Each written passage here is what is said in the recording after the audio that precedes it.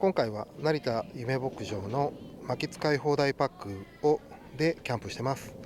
1回あたりこのカゴいっぱいの薪をもらうことができます。薪の長さはだいたい30センチから35センチくらいの、薪ストーブにも使いやすい薪となってます。で、薪の種類は基本的には広葉樹で、桜であったりとか多分その時々によって違うと思うんですけれども、いろんな種類の薪があります。で、こんな感じで薪使い放題パックなので、安心して薪ストーブや焚き火ができます。長さは一応プリングルスのロングと比べているので参考にしてみてください。一回一回これ使い切ったらまたカゴを持って行って交換という形になってます。薪使い放題パックの薪ですが、実際に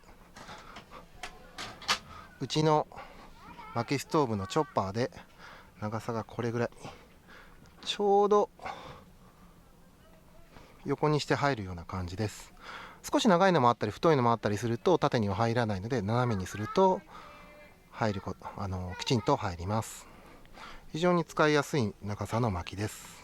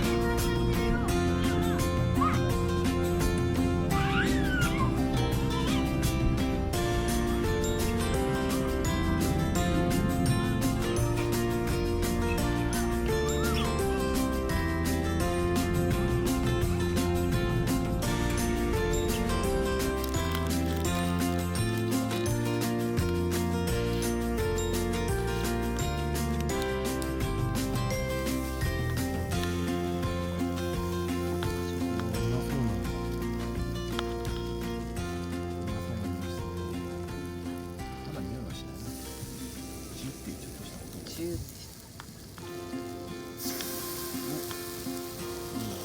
蓋すんの？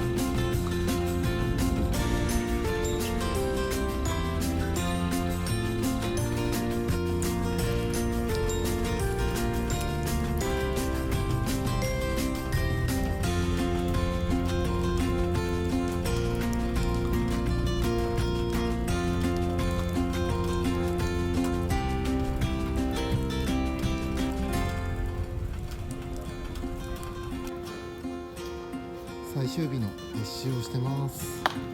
今日はすごごい天気こんな感じでいいので、